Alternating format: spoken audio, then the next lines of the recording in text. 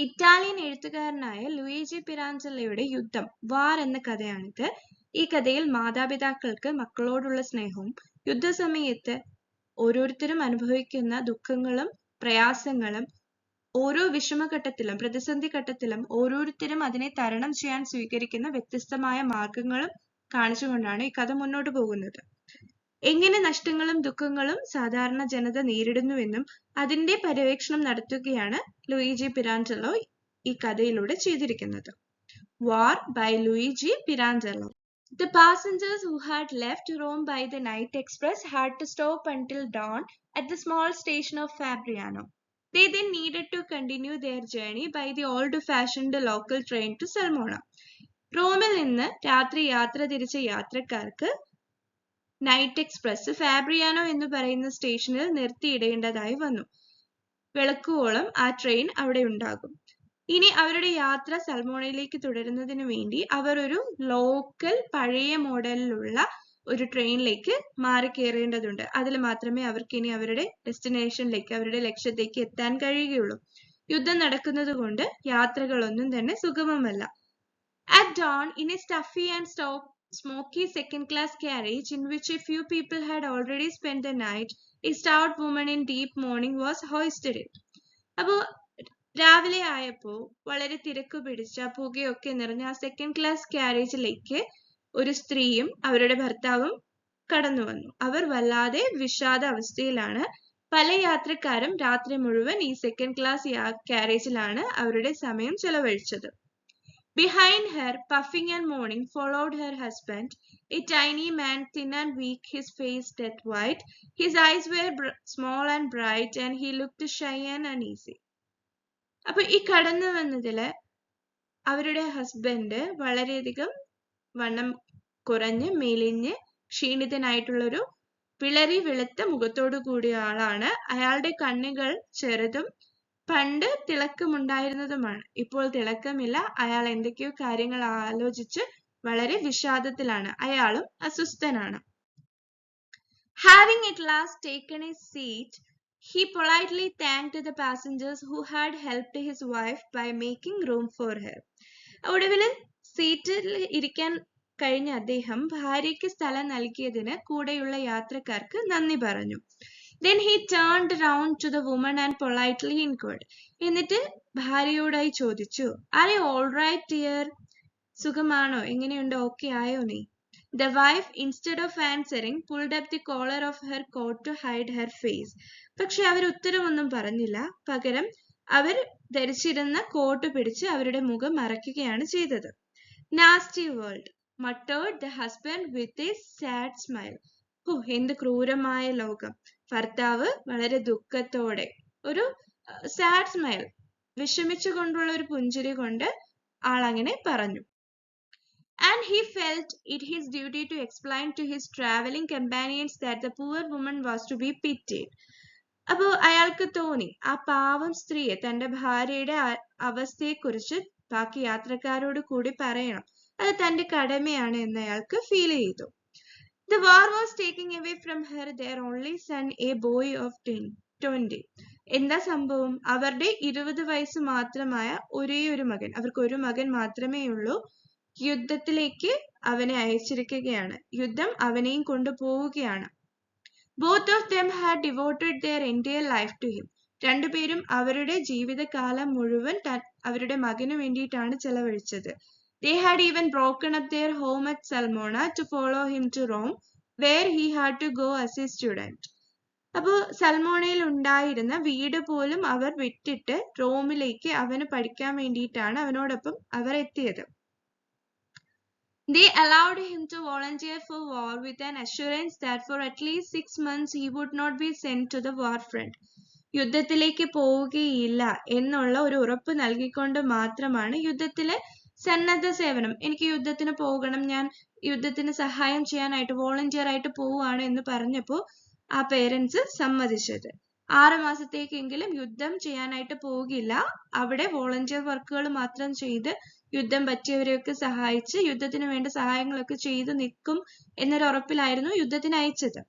And now, all of a sudden, they received a wire from him saying that he was due to leave in 3 days' time. They were now going to see him off.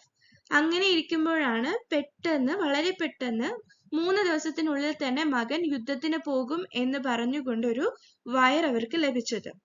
അപ്പോൾ അവന് യാത്ര പറയാൻ വേണ്ടിയിട്ടാണ് ഇവർ സൽമോണയിലേക്ക് പോകുന്നത്.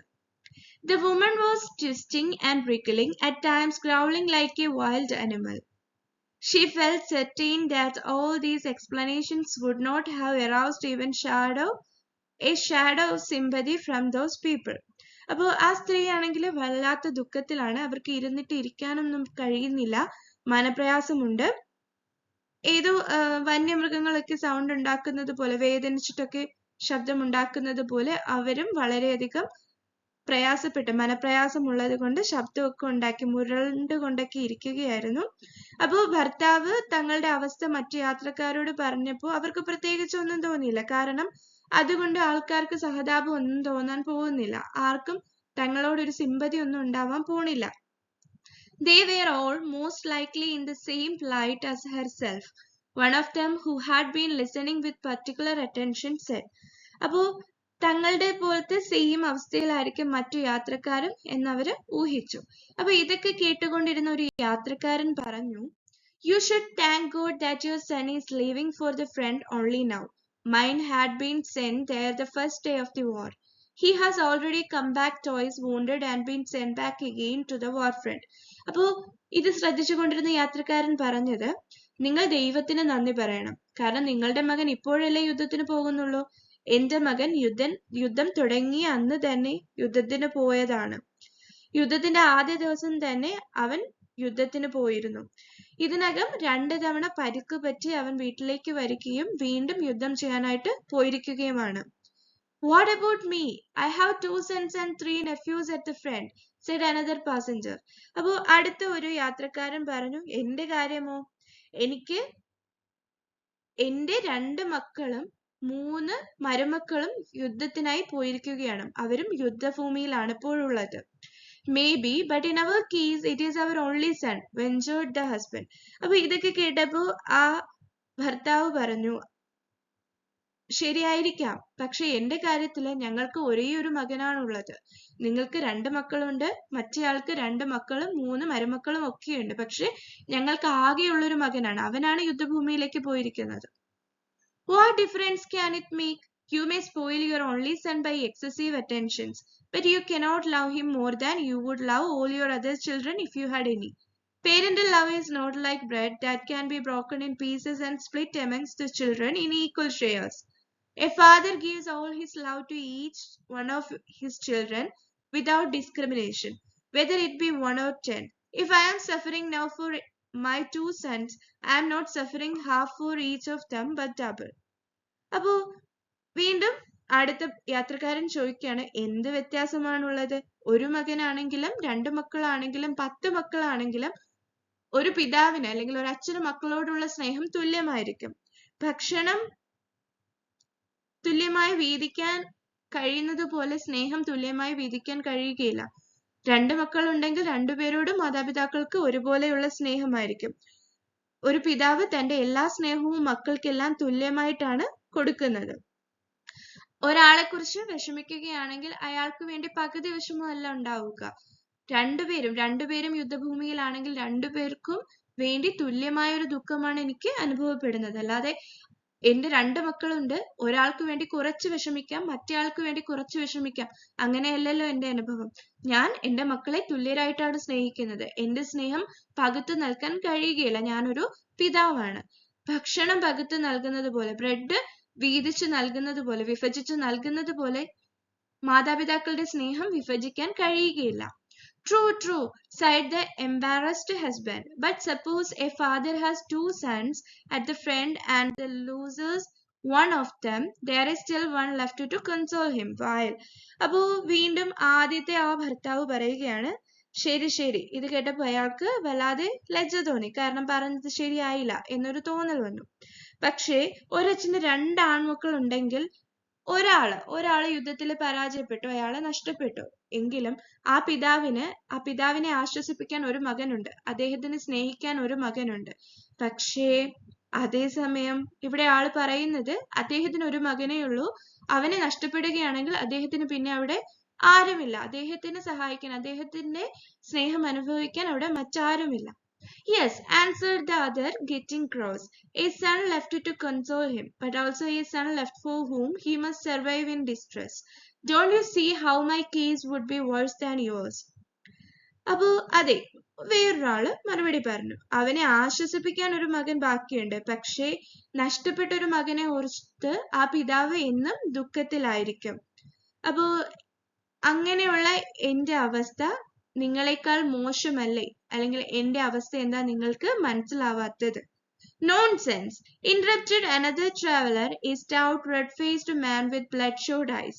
He was panting, from his bulging eyes seemed to spurt inner violence of an uncontrolled vitality. അതേസമയം വേറൊരു യാത്രക്കാരൻ പറഞ്ഞു, നോൺസെൻ, എന്ത് അസംബന്ധമാണ് പറയുന്നത്, ബന്ധമില്ലാത്ത എന്ത് മോശമായ കാര്യങ്ങളാണ് നിങ്ങളെ പറയുന്നത്. ആ യാത്രക്കാരൻ, അയാളുടെ റെഡ് ഷോട്ട് ഐസ് ആണ്, ആ യാത്രക്കാരന്റെ ബോഡി ഫീച്ചേഴ്സ് ആണ് ഇവിടെ പറയുന്നത്. ആൾക്ക് ചുവന്ന രക്തം പുരണ്ട കണ്ണുകളാണുള്ളത്, അതുപോലെ റെഡ് ഫേസ് ആണുള്ളത്. അയാൾ വല്ലാതെ വീർപ്പുമുട്ടിയാണ് സംസാരിച്ചത്. അപ്പോൾ അയാളുടെ കണ്ണുകൾ വളരെയധികം തള്ളിയിരിക്കുന്നു, നല്ല ബൾജ് ചെയ്തിരിക്കുകയാണ് ചെയ്യുന്നത്. അപ്പോൾ ഒരു വല്ലാത്ത ഒരു ഇമോഷനോടെ അയാൾ സംസാരിക്കുകയാണ്. ഉള്ളിൽ നിന്ന് ഒരു ഇന്നർ വയലൻസ് ഉള്ള രീതിയിൽ, അൺകൺട്രോൾഡ് വൈറ്റാലിറ്റി, നല്ല എനർജറ്റിക് ആയിട്ടാണ് അയാൾ സംസാരിക്കുന്നത്. Nonsense, he repeated, do we give life to our children for our own benefit. അപ്പൊ അയാൾ ചോദിക്കുകയാണ്, അസംബന്ധം. അയാൾ വീണ്ടും അത് ആവർത്തിച്ചു പറഞ്ഞു, നമ്മൾ നമ്മുടെ മക്കൾക്ക് ജീവിതം നൽകിയത് നമ്മൾക്ക് ബെനഫിറ്റ് ഉണ്ടാവാൻ വേണ്ടിയിട്ടാണോ, നമ്മുടെ നേട്ടത്തിന് വേണ്ടിയിട്ടാണോ നമ്മൾ നമ്മുടെ മക്കളെ സ്നേഹിക്കുകയും അവർക്ക് ജീവിതം നൽകുകയും ചെയ്തത് എന്നാണ് അയാൾ ചോദിക്കുന്നത്. The other traveler stared at him in distress. The one who had had his son at the front since the first day of the war sighed. You are right. Our children do not belong to us. They belong to the country. അപ്പോൾ മറ്റു യാത്രക്കാരും വളരെ വിഷമത്തോടെ അയാൾ പറയുന്നത് കേട്ടുകൊണ്ട് നിന്നു. ആദ്യത്തെ ദിവസം മകൻ യുദ്ധത്തിന് പോയെന്ന് പറഞ്ഞ ആ പിതാവ് പറയുകയാണ്, അയാളൊന്ന് നെടുവീർപ്പിട്ടിട്ട് പറഞ്ഞു, ശരിയാണ് നിങ്ങൾ പറഞ്ഞത്, നമ്മുടെ കുട്ടികൾ നമ്മുടേതല്ല, അവർ രാജ്യത്തിൻ്റെതാണ്, രാജ്യത്തിന് വേണ്ടി പോരാടാനാണ് അവർ പോയിരിക്കുന്നത്. അയാൾ അവസാനം അത് സമ്മതിച്ചു കൊടുത്തു. Bush, retorted the stout traveler, do we think of the country when we give life to our children? We belong to them, but they never belong to us. And when they reach 20, they are exactly what we were at their age.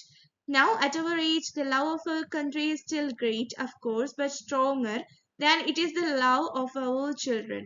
Is there any one of us here who wouldn't gladly take his son's place at the front if he could? അപ്പോൾ അയാളത് സമ്മതിച്ചപ്പോൾ വീണ്ടും ഈ യാത്രക്കാരൻ posh എന്നൊരു ശബ്ദം ഉണ്ടാക്കിയിട്ട് സംസാരിക്കുകയാണ്. നമ്മുടെ കുട്ടികൾക്ക് ജീവൻ നൽകുമ്പോൾ നമ്മൾ രാജ്യത്തെ കുറിച്ച് ചിന്തിച്ചിട്ടുണ്ടോ? നമ്മൾ അവരുടേതാണ്, മാതാപിതാക്കൾ മക്കളുടേതാണ്, പക്ഷെ അവർ ഒരിക്കലും നമ്മുടെ സ്വന്തമല്ല, നമ്മുടെ സ്വത്തല്ല. അവർക്ക് 20 വയസ്സ് തികയുമ്പോൾ അവരുടെ പ്രായത്തിൽ നമ്മൾ എങ്ങനെയായിരുന്നോ അതുപോലെ ആയിരിക്കും അവർ. അതായത് കുഞ്ഞുങ്ങൾ എന്നൊരവസ്ഥയിൽ നിന്ന് അവര് അറിവ് നേടി അവർക്ക് കാര്യങ്ങളൊക്കെ ചിന്തിക്കാനും ചെയ്യാനും പറ്റുന്ന ഒരു അഡൽട്ട്ഹുഡിലേക്ക് അവർ എത്തിച്ചേർന്നിട്ടുണ്ട്, യുവാക്കളായി മാറിയിട്ടുണ്ട്. അവർക്ക് 20 വയസ്സ് തികഞ്ഞപ്പോൾ അവരുടെ പ്രായത്തിൽ എങ്ങനെയായിരുന്നു അതുപോലെ ആയിരിക്കും. നമ്മളും ഈ പ്രായം കടന്നു വന്നതാണ്. 20 വയസ്സിൽ എങ്ങനെയാണ് നമ്മൾ ചിന്തിക്കുക എന്നുള്ള കാര്യം നമ്മൾക്കറിയാം. അപ്പോൾ തീർച്ചയായും നമ്മുടെ പ്രായത്തിൽ നമ്മുടെ രാജ്യത്തോടുള്ള സ്നേഹം ഇപ്പോഴും വലുതാണ്, പക്ഷെ നമ്മുടെ കുട്ടികളുടെ സ്നേഹത്തെക്കാൾ ശക്തമാണ്. അതായത് നമുക്ക് രാജ്യത്തെ ഇഷ്ടമാണ്, എങ്കിലും നമ്മൾക്ക് നമ്മുടെ കുട്ടികളോടുള്ള സ്നേഹമാണ് വലുത്. കഴിയുമെങ്കിൽ ഇപ്പോൾ യുദ്ധത്തിന് പോകാൻ നമുക്ക് കഴിയുമെങ്കിൽ നമ്മുടെ മക്കൾക്ക് പകരമായി അവരുടെ സ്ഥാനത്ത് യുദ്ധം ചെയ്യണമെന്ന് പറയുകയാണെങ്കിൽ നിങ്ങൾ ആരെങ്കിലും പോവാതിരിക്കുമോ എന്നുള്ളതാണ് ഇവിടുത്തെ ചോദ്യം. കഴിയുമെങ്കിൽ മക്കൾക്ക് പകരമായിട്ട് അവരുടെ സ്ഥാനം സന്തോഷത്തോടെ ഏറ്റെടുക്കാത്ത ആരും ഇവിടെ ഉണ്ടാവില്ല. ആരെങ്കിലും അതിന് സമ്മതിക്കാതിരിക്കുമോ എന്നാണ് അദ്ദേഹം ചോദിക്കുന്നത്. മക്കളുടെ സ്ഥാനം, യുദ്ധം ചെയ്യുന്ന മക്കളുടെ സ്ഥാനം, അവർക്ക് പകരമായി യുദ്ധത്തിന് പോകാൻ തയ്യാറാകാത്ത ആരെങ്കിലും ഇവിടെ ഉണ്ടോ എന്നാണ് ആൾ ചോദിക്കുന്നത്. There was a silence all around. Everybody nodding as if to approve. The stout man continued, "Isn't it natural that at their age they should consider their love for their country even greater than their love for us?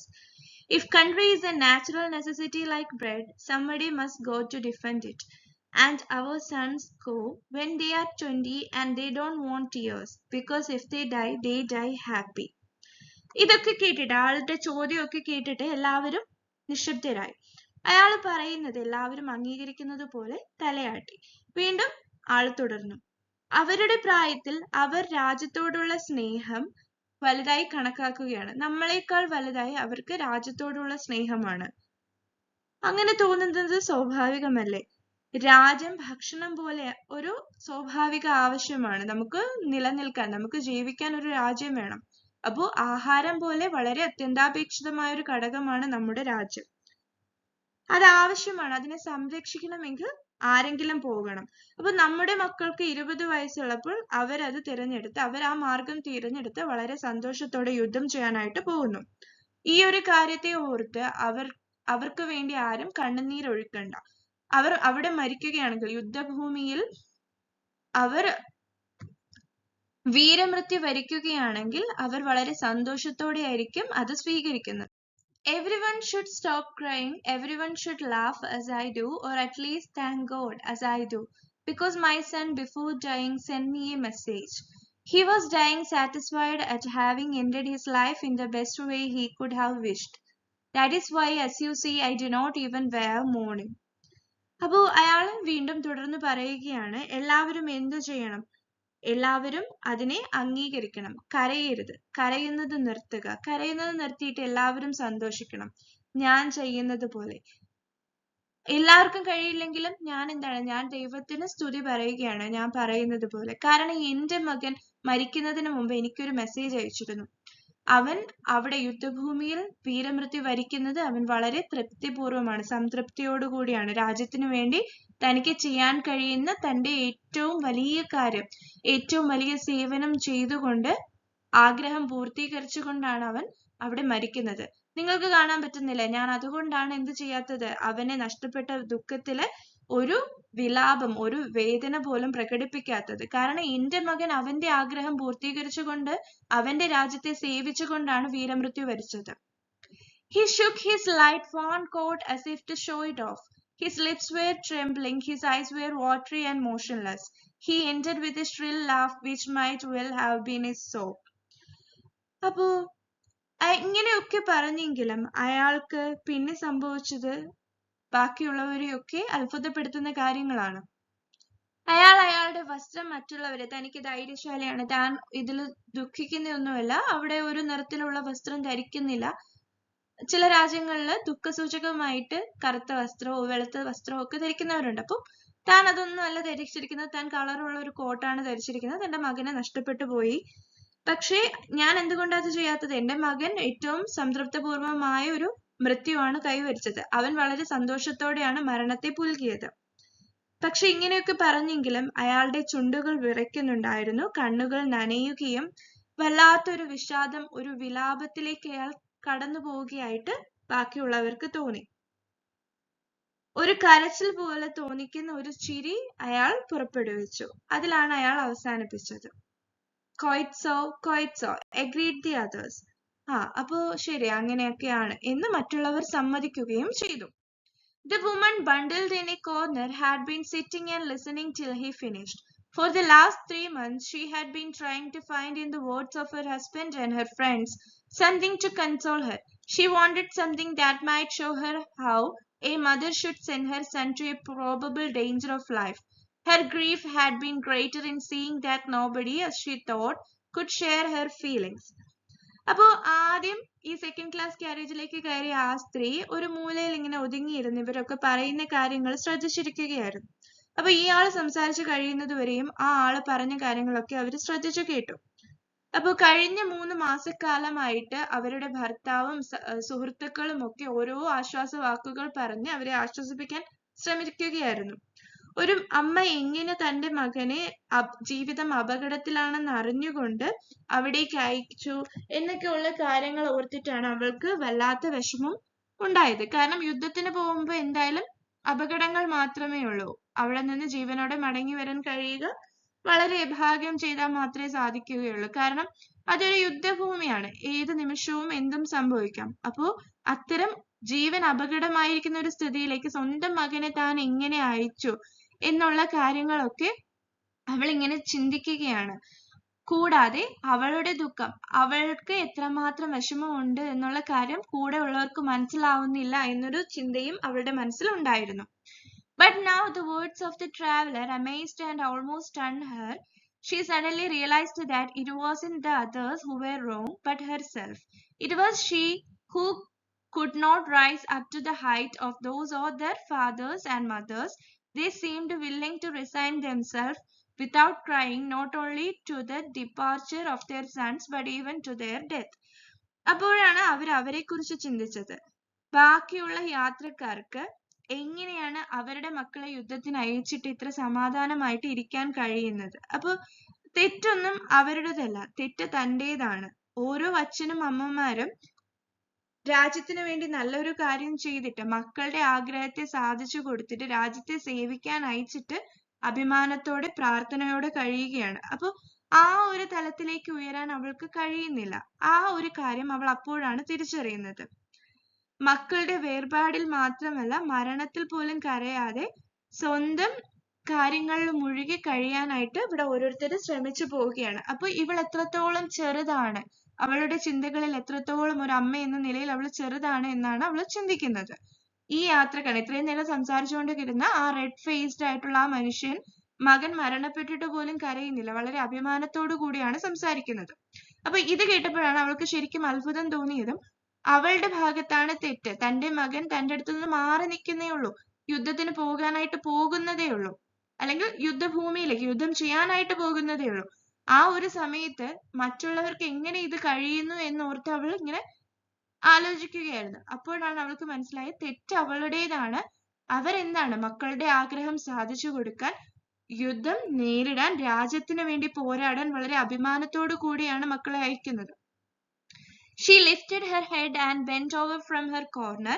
She was trying to listen with great attention to the details which the stout man was giving to his companions. He was telling them the way his son had fallen as a hero for his country, happy and without regrets. It seemed to her that she had stumbled into a world so far unknown to her. അപ്പോൾ അവൾ തലയുയർത്തി അയാൾ പറയുന്ന ബാക്കി കാര്യങ്ങൾ കൂടി ശ്രദ്ധിച്ചു. അയാൾ കൂടെയുള്ള മറ്റു യാത്രക്കാരോട് വീണ്ടും തന്റെ മകൻ എങ്ങനെയാണ് ഒരു യോദ്ധാവായിട്ട്, ഒരു ഹീറോ ആയിട്ട്, ഒരു ധീരനായിട്ട് മരണത്തെ സ്വീകരിച്ചത്, എങ്ങനെയാണ് തന്റെ രാജ്യത്തിന് വേണ്ടി പോരാടിയത് എന്നുള്ള കാര്യങ്ങളൊക്കെ വളരെ വിശദമായി പറഞ്ഞു കൊടുത്തിരിക്കുകയാണ്. അപ്പോൾ അവൾ അതൊക്കെ ശ്രദ്ധയോടെ കേട്ടുകൊണ്ട് അവളോട് ചോദിച്ചു, അയാൾ പറയുന്നത്, അയാൾ വളരെ അഭിമാനത്തോടെയാണ്, അയാൾക്ക് ദുഃഖമൊന്നുമില്ല, അയാൾക്ക് ഒരു പശ്ചാത്താപവും തന്റെ മകനെ യുദ്ധത്തിന് അയച്ചതിൽ ഒരു കുറ്റബോധവും തോന്നുന്നില്ല എന്നൊക്കെ പറഞ്ഞുകൊണ്ടിരിക്കുമ്പോൾ അവൾക്ക് തോന്നി. And she was so pleased to hear everyone joining in congratulating that brave father so stoically speaking of his child's death. അപ്പൊ എല്ലാവരും ആ ധീരനായ അച്ഛനെ, തന്റെ മകനെ നഷ്ടപ്പെട്ടിട്ട് തന്റെ മകനെ യുദ്ധത്തിന് അയച്ചിട്ട് ധീരതയോടെ ഇരുന്ന ആ മനുഷ്യനെ, ആ പിതാവിനെ അഭിനന്ദിക്കുന്നത് കേട്ടപ്പോൾ അവർക്ക് വളരെയധികം, ആ സ്ത്രീക്ക് വളരെയധികം സന്തോഷം തോന്നി. തന്റെ മകന്റെ മരണത്തെ കുറിച്ച് അഭിമാനത്തോടെ സംസാരിക്കുന്ന ആ പിതാവിന്റെ അവസ്ഥയെ ഓർത്തപ്പോൾ അവർക്കും വല്ലാത്തൊരു സന്തോഷം ഫീൽ ചെയ്തു. Then suddenly, as if waking up from a dream, she turned to the old man asking him, "Then is your son really dead?" പെട്ടെന്നൊരു സ്വപ്നത്തിൽ നിന്ന് ഉണർന്നതുപോലെ അവൾ അയാളുടെ മുഖത്തേക്ക് നോക്കി, ആ പിതാവിന്റെ മുഖത്തേക്ക് നോക്കി ചോദിച്ചു, "Then is your son really dead?" ശരിക്കും നിങ്ങളുടെ മകൻ മരിച്ചോ? കാരണം ഇത്രയും നേരം ഈ മരണത്തിന്റെ ഒരു വശം മാത്രമാണ് അവൾ ഉൾക്കൊണ്ടത്. അപ്പൊ പെട്ടെന്നാണ് അവൾക്ക് ഓർമ്മ വന്നത്, അയാളുടെ മകൻ മരിച്ചോ, നഷ്ടപ്പെട്ടില്ലേ, ഇനി ഇല്ലല്ലോ എന്നുള്ളൊരു കാര്യം അവൾക്ക് ഒരു ഉറക്കത്തിൽ നിന്ന് ഉണർന്നതുപോലെ അവളുടെ മൈൻഡിലേക്ക് വന്നു. അവൾ അത് അയാളുടെ മുഖത്തേക്ക് നോക്കി ചോദിച്ചു. Everyone stared at her. The old man too turned to look at her. He fixed his great bulging horribly watery eyes deep in her face. For some time he tried to answer, but words failed him. He looked and looked at her. അപ്പോ പെട്ടെന്ന് ഇങ്ങനെ ഒരു ചോദ്യം അയാളും പ്രതീക്ഷിച്ചില്ല. എല്ലാവരും വളരെ അത്ഭുതത്തോടെ അവളെ തന്നെ നോക്കി. എല്ലാവരും അവളെ തുറിച്ചു നോക്കി. അയാളും തിരിച്ചു നോക്കി. അപ്പോ അവളുടെ മുഖത്ത് അയാൾ എന്ത് ചെയ്തു? വളരെ അഗാധമായിട്ട് നോക്കിക്കൊണ്ടിരുന്നു. അയാൾ എന്തൊക്കെയോ പറയാനായിട്ട് ശ്രമിച്ചു. എന്തൊക്കെയോ അയാളുടെ മനസ്സിൽ ഇങ്ങനെ പറയണമെന്നൊക്കെ അയാൾക്ക് തോന്നി. പക്ഷേ കുറേ നേരം ശ്രമിച്ചിട്ടും അയാളുടെ വായിൽ നിന്ന് ഒരു വാക്ക് പോലും പുറത്തേക്ക് വന്നില്ല.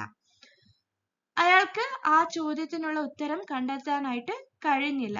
അവളെ തന്നെ നോക്കിയിരിക്കുകയാണ് അയാൾ. അയാളുടെ കണ്ണുകൾ നിറയുന്നുണ്ട്. അയാളുടെ മുഖവും എക്സ്പ്രഷനും ഒക്കെ മാറുന്നുണ്ട്. It was as if only then, at that silly, incongruous question, he had suddenly realized at last that his son was really dead, gone forever. His face contracted and became horribly distorted. Then he snatched in haste a handkerchief from his pocket and, to the amazement of everyone, broke into harrowing, heartbreaking, uncontrollable sobs. അപ്പോൾ ഇത്രയും serious ആയിട്ട് സംസാരിച്ചുകൊണ്ടിരിക്കുന്ന ആ സമയത്ത് സന്ദർഭോചിതമല്ലാതെ അവൾ ആ ചോദ്യം ചോദിച്ചപ്പോൾ മാത്രമാണ് തന്റെ മകനെ തനിക്ക് എന്നേക്കുമായി നഷ്ടപ്പെട്ടു, അവൻ മരണപ്പെട്ടു പോയി, അവൻ ഇനി ഒരിക്കലും തന്റെ ജീവിതത്തിലേക്ക് മടങ്ങി വരില്ല. അഭിമാനത്തോടെ വളരെ സന്തോഷത്തോടെ തന്റെ മകന്റെ വീരമൃത്യുവിനെ കുറിച്ച്, ഒരു ധീര യോദ്ധാവായി മരണപ്പെട്ട മകനെ കുറിച്ച് പറഞ്ഞുകൊണ്ടിരുന്ന പിതാവാണ് അയാൾ. ആ സമയത്ത് എല്ലാവരും അദ്ദേഹത്തിന്റെ ആ ധൈര്യത്തെ അഭിനന്ദിക്കുകയും അദ്ദേഹവുമായിട്ട് അദ്ദേഹത്തിന്റെ അതേ ഇമോഷൻസ് ഷെയർ ചെയ്യുകയും ചെയ്തു. അപ്പൊ പെട്ടെന്ന് ഒട്ടും പ്രതീക്ഷിക്കാതെ ആ സ്ത്രീ എന്ത് ചോദിച്ചു? അയാളോട് ചോദിച്ചു, നിങ്ങളുടെ മകൻ അപ്പോൾ ശരിക്കും മരിച്ചു? അപ്പോഴാണ് തന്റെ മകൻ ഇനി ഒരിക്കലും തന്റെ ജീവിതത്തിൽ ഇല്ല എന്നും അവനെ എന്നേക്കുമായി തനിക്ക് നഷ്ടപ്പെട്ടതാണെന്നുമുള്ള ഒരു തിരിച്ചറിവിലേക്ക് അദ്ദേഹം എത്തുന്നത്. അപ്പൊ പെട്ടെന്ന് ആ ഒരു തിരിച്ചറിവിലേക്ക് വന്നപ്പോ അയാളുടെ മുഖം വികൃതമായി. അയാൾ എന്ത് ചെയ്തു? പോക്കറ്റിൽ നിന്നൊരു തൂവാല പെട്ടെന്ന് വലിച്ചെടുക്കുകയും നിയന്ത്രിക്കാനാവാത്ത വിധം ഹൃദയം തകർന്ന് അയാൾ വളരെ ഉച്ചത്തിൽ കരഞ്ഞു തുടങ്ങി. ഇത്രയും നാൾ അയാൾ മനസ്സിൽ അടക്കി പിടിച്ചിരുന്ന അയാളുടെ ആ വേദന ആ ഒരു ഒറ്റ ചോദ്യത്തിലൂടെ പുറത്തേക്ക് വന്നു.